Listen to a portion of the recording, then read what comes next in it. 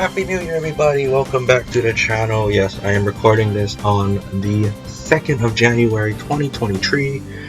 Today we are still doing our BDSP Wi-Fi. I'm trying to record these as fast as I can, edit it, get them out, all that stuff. For Christmas, I got a turbo controller so I can farm the heck out of the money for Scarlet and Violet, so that should speed up some of the training process. I don't know if genning is legal yet, otherwise I would use genning services to get a bunch of Pokemon I have written down and do Wi-Fi that way, but I simply don't trust it yet. I'm going to wait till the update, DLC, that home patch thing, so I don't get banned, right? Most importantly, we don't want to get banned.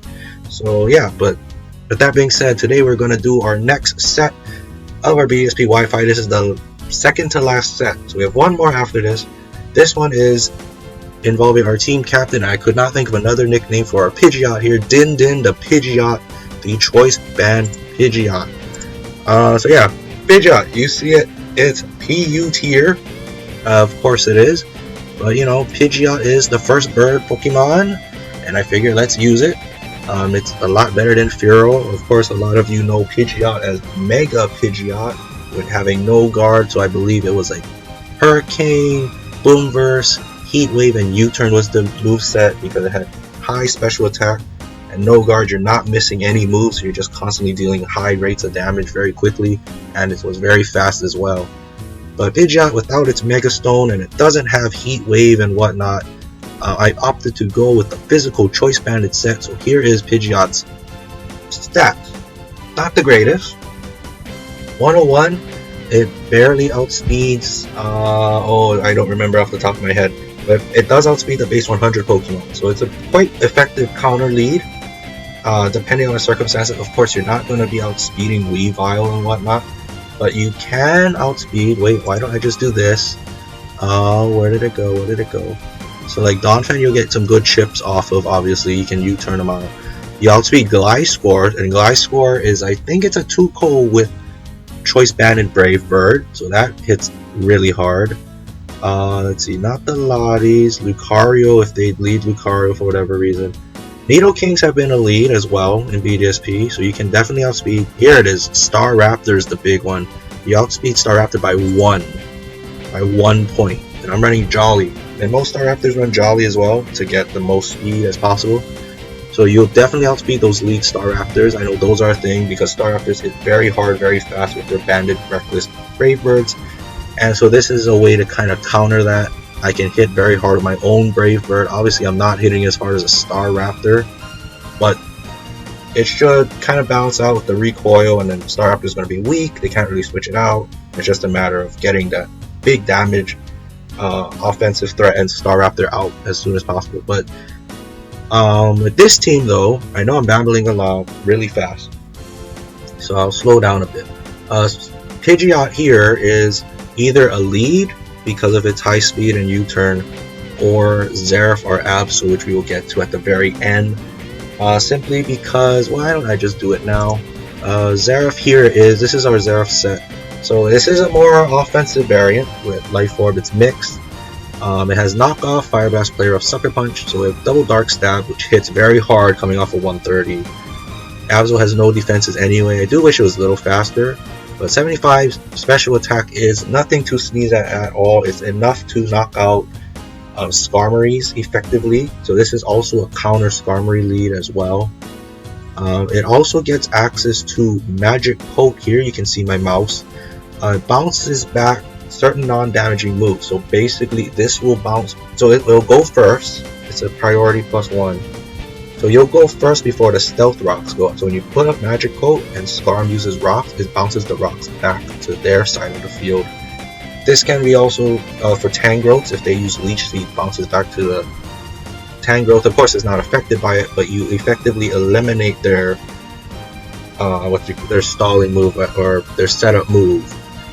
So you can stall out the Sleep Powder, the Leech Seed, you can knock off their item, hit very hard with Fire Blast in return. It will hit a lot.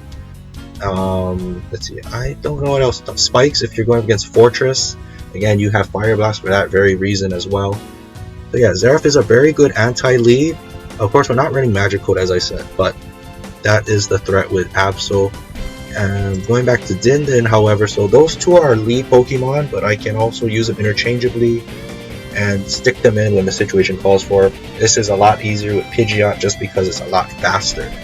So be on the lookout for that. Be on the lookout for Pidgeot being more in the mid end game, trying to pull out the victory type of thing, and Zeref being in the front. With that, we have our designated special attacker in Magnezone here. Magnetar, choice specs, nothing out of the ordinary. Thunderbolt, Flash Cannon, Tri-Attack, Volt Switch. Of course, we don't have Terra types yet, otherwise I would use Terra Water, that's just me. Instead of Terra Ice, again, that's just me. But again, special attack, Magnet Pool, so this is the hard Scizor counter. Scizors cannot switch out, they have to hit a U-turn. And even if they do, so what you would do with the Scizors, they click Banded Bullet Punch, right? For example. You would come in with Magnezone and they can't switch out, so you'll be taking a Bullet Punch really well, and you'll OHKO them with a Thunderbolt, Specs Thunderbolt.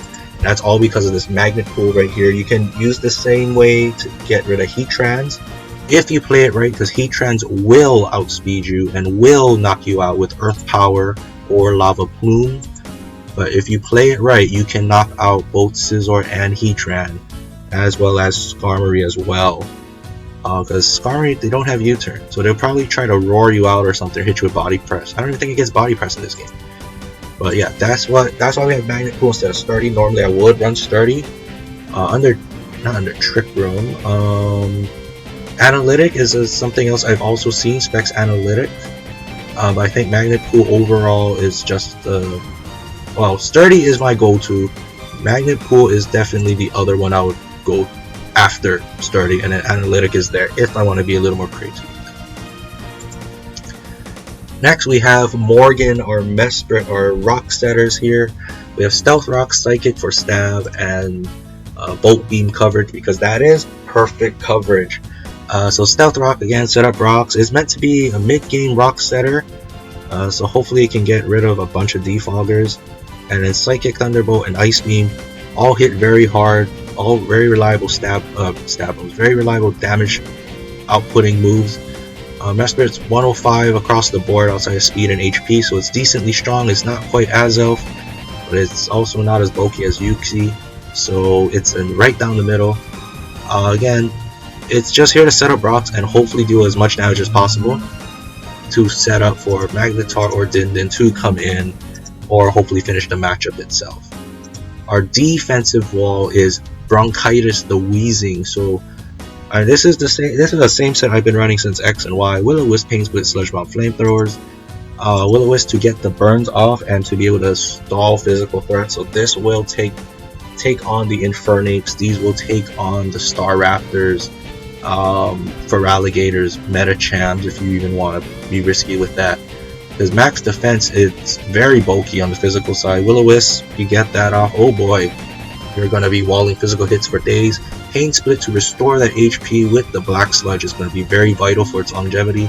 And Sludge Bomb and Flamethrower are very, very hard hitting stab moves. I know it's coming off at 85, so it's going to hit hard. It's going to hit quite decently hard. If you can snag some poisons even, say you can't Willow but you can snag poisons instead, that'll be very good as well. Flamethrowers are for those steel types because you are not affected by ground moves, but you are hard countered by steel types, so that's what Flamethrower is for. And because we already did Zeref, last but not least we have Tomioka, the Water Hashira, our mixed wall for Vaporeon here. So Water Absorb for water immunity. It's always great to have an immunity. Leftovers, of course. And then I have Scald Ice Beam, so I'm not walled by Gastros at all. I'm also able to spread burns if I so choose. I have Wish, because Wish is usually ran with Vaporeon. That's how it gets its longevity. And Haze. Haze is there to, what's the right word?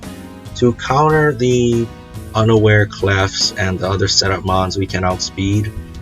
Hopefully we can just clear their stats, get off some burns, do some damage. So if you realize, looking through this whole team, this team is rather on the frail side, has some decent bulk with Bronchitis and Vaporeon, but it's meant to chip the opponent down slowly. It can get those big hits off, don't get me wrong, but it's not going to win like that. It gets the wins by chipping the opponent down slowly, wearing them down slowly. So that's the purpose of this team. Tomioka and Weezing are very good at that for spreading burns. Again, Scholar with Vaporeon, Will-O-Wisp with Weezing. Knocking off items again with Xerath if it even lasts that long. Getting rocks up will be important. And Magnetar and Pidgeot will finish up the match. So that's the game plan going into this. I know Pidgeot, let's see, Pidgeot versus Fearow. Let's see, can we scroll all the way down to Fearow? Can we find Fearow? Fearow. So let's see, 100, so we outspeed. 90 versus 60, 90 and 65. Oh, maybe Fearow might be better. I don't know. Oh no, Fearow is less frail, but hits a little harder, but it's not as fast. So I still think Pidgeot. Pidgeot goes harder than Fearow. I think you could use an interchangeable. I think does Fearow get Brave Bird? I don't want to change it. But yeah, that's the game plan with this team. I hope you enjoy this team builder. Stick around because we're almost there to the Scarlet and Violet Wi-Fi battles. We're almost there. But please enjoy these last two sets of BDSP Gen 8 and we'll transition to Scarlet and Violet. Again, I'm working hard getting these out, getting Scarlet and Violet ready. I'm doing as much as possible to get all the content ready and have those so we have consistent uploads again. Because I know when school starts back up, oh boy, it's going to get busy real fast. So I hope to get a lot of content to you guys.